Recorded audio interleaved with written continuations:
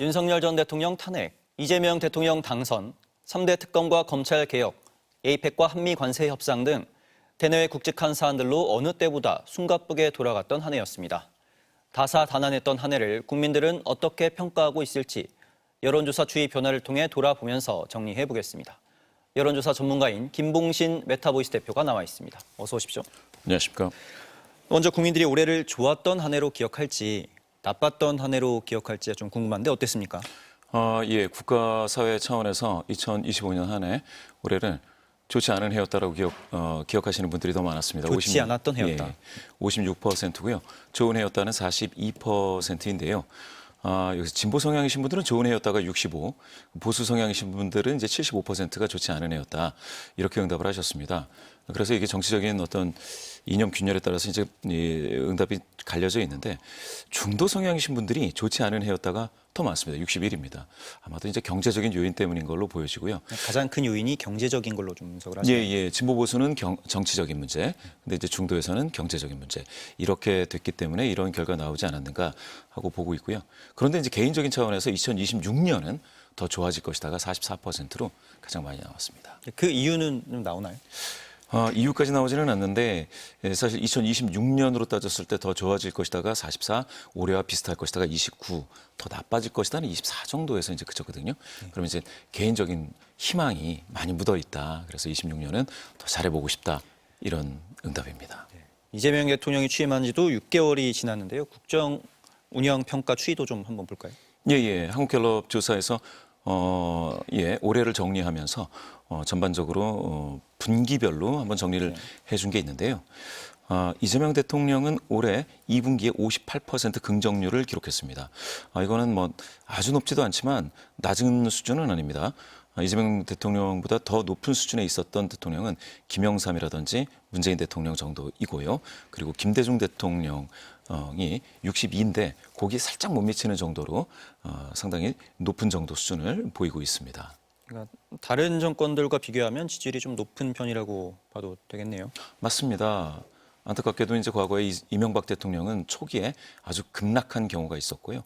그리고 박근혜 대통령도 인사 문제가 초기에 있었습니다. 그보다는 지금은 좀 더 높고요.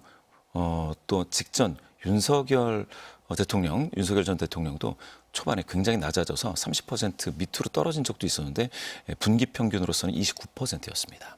이번에 보면 좀 세대별 지지율이 극명하게 차이가 있었던 것 같은데 뭐 어떻습니까? 예, 월별 12월 통계로 봤을 때 평균 58이 나왔는데 안타깝게도 20대에서는 40일 정도 나왔습니다. 그런데 이렇게 나온 이유가 20대 남성 중에서는 33, 여성 중에서는 51입니다. 그래서 평균이 41인데요. 그러면 전체 평균 58 대비는 좀 많이 격차가 있는 편이 되겠습니다.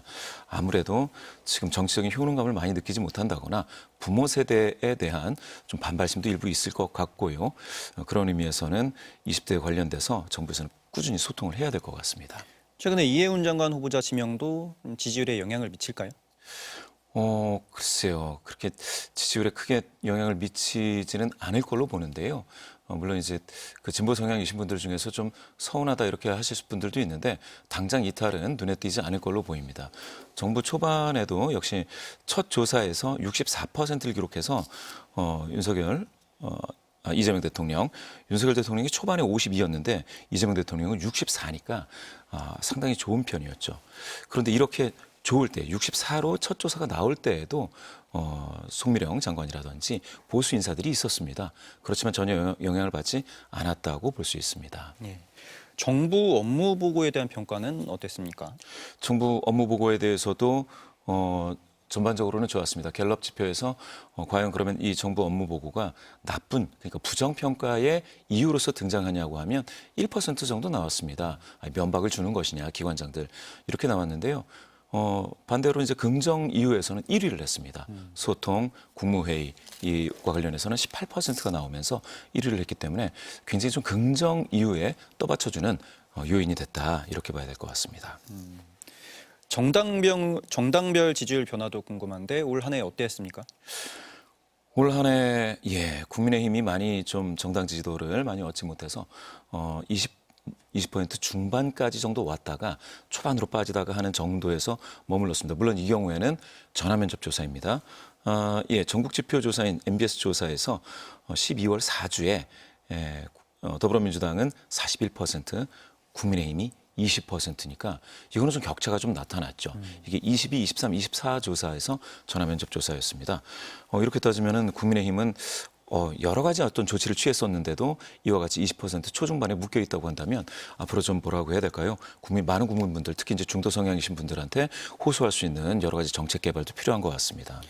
좀 차이가 많이 나는 것 같은데 뭐 지역별로 보면 혹시 TK, PK 지역에서의 지지율이 좀 주목할 만한 것 같은데요. 예, 그렇습니다.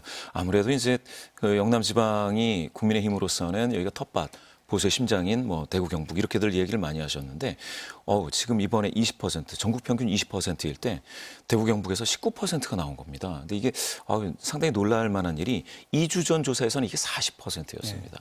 그런데 이게 반토막 21%포인트가 하락한 거거든요. 그렇게 되면 이 2주 동안에 주호영 의원 발언도 있었고요. 여러 가지 필리버스터도 있고 했었는데 여러 가지 이런 발언이 있었음에도 그럼에도 이 조치가 국민분들한테 맞듣지 않게 다가섰는지 이렇게 크게 하락을 했고요. 이 경우에 부산, 울산, 경남에서도 23%에 지나지 않았습니다. 이거 참 텃밭에서 이렇게 흔들리고 있는 모습을 보여서 앞으로 좀 많은 입장의 변화라든지 메시지가 좀 필요한 것 같습니다. 이렇게 실제 지지율의 변화가 있는 것인지 혹은 뭐 샤이 보수층이 답변을 좀 꺼려해서 이런 결과가 나온 건지가 궁금한데 어떻게 분석하십니까? 지금은 실제 지지층이라고 볼 수가 있고요. 물론 이제 ARS 조사에서는 조금 더 좋은 그 지지도가 나온다라고는 하지만 ARS 조사 자체가 좀 뭐라고 해야 될까요? 정치적인 관여도가 높은 분들, 관심이 많은 분들이 많이 추출된다라는 것을 본다면 전국적인 대표성 있는 조사들을 좀 보실 때는 그럴 때는 지금 지지도가 한 20% 초중반이다라고 이해하시는 게 좋겠습니다. 워낙 지지율이 안 나오다 보니까 국민의힘은 당명 교체까지 검토를 하고 있잖아요. 근데 과거 뭐 미래통합당, 자유한국당, 새누리당, 뭐 한나라당 워낙 최근에도 당명을 많이 바꿔왔는데 당명 교체가 효과가 있을지 과거 사례를 보면 좀 참고할 만할 것 같은데 어땠습니까? 과거에 문재인 정부 시절에 한 3년 넘게 오차범위를 넘어서서 더불어민주당 대비 굉장히 저조했었습니다. 그런데 이게 오차범위 안으로 들어갔던 계기가 당명 변경은 아니었습니다. 당명으로 이제 국민의힘으로 채택을 한 게 2020년 9월이었는데요. 그 변경을 하고 나서도 오차범위 밖으로 밀려 있었다가 2021년 재보궐 때 올라서게 됩니다. 따라서 당명 변경만으로는 지지도 제고 효과를 바로 얻기는 어렵습니다. 기관별 신뢰도 변화도 좀 궁금한데요. 좀 설명 좀 부탁드릴게요. 예. 역시 전국지표조사인데요. 정부는 지난해 2024년 12월 대비 그때는 31%가 신뢰한다였는데요. 이번에 1년 만에 정부가 바뀌었죠. 54%가 신뢰한다고 해서 기관 중에서 가장 높은 신뢰도를 보였습니다. 정부의 신뢰도가 많이 올라갔다. 많이 올라갔습니다. 이것과 대조적으로 검찰 관련 신뢰도는 작년에 이제 28%로 빠졌다가 아직도 29%로 회복이 되지 못하고 있는 형편입니다. 헌법재판소가 67로 작년에 굉장히 좋았는데요. 지금은 52 정도니까 한 50% 정도로 방어하고 있고요. 법원이 근데 48에서 40%로 하락을 했습니다. 그러면 사법기관 중에 법원이 지금 조금 하락하고 경찰은 48입니다, 오히려. 그래서 경찰은 좋은 점수를 얻고 있다. 이렇게 보시면 되겠습니다. 네, 좀 설명을 안 해주셨지만 국회 신뢰도가 좀 많이 낮게 나온 것 같은데 좀 특이한 점인 것 같습니다. 원래 국회는 최하였습니다. 국회 신뢰도는 10% 중반이었는데 작년에 비상계엄을 해제한 그런 이제 공을 인정받았는지 41%였거든요. 신뢰도가 굉장히 높았는데 올해 30일이 됐습니다. 10%포인트 하락한 거는 아무래도 이번에 국정감사 기간에 보여준 모습들이 국민분들께 좋은 인상을 남기지 못한 것 같습니다. 네, 알겠습니다. 준비해 주신 건 좀 많은데 시간 관계상 오늘 여기까지 들어야 할 것 같습니다. 다음에 또 모시겠습니다. 고맙습니다. 감사합니다.